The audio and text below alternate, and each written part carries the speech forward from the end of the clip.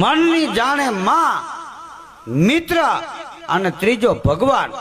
આ રામજી મંદિરે જઈને કઈ તમે આમ હોઠ પકડે ને બોલવું ને એવી કઈ જરૂર નથી. બૂટ કાઢો ત્યાં એને ખબર જ હોય કે આ કડકો હું લેવા આવ્યો. હમણાં 10 રૂપિયા નાખીને 10 પેઢીની માગશે, એને ખબર જ હોય. મનની જાણે માં, મિત્ર અને ભગવાન ઈશ્વર. આ ત્રણ સિવાય કોઈ જાણી ન શકે. આ ત્રણ આપણી વાત જાણી જાય.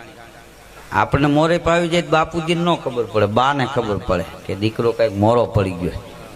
હા, નજીકમાં નજીકમાં તમે ગમે એ ભગવાનને માનતા હોય, હાઈવે ઉપર જાઓ 120 ગાડી હલાવો, એક્સિડન્ટ થાય એકેય ભગવાનનું નામ યાદ ન આવે. હે માં એમ જ થઈ જાય. ઓચિંતાનું બળદ મારવા દોડે ને તો હે માં એમ થઈ જાય.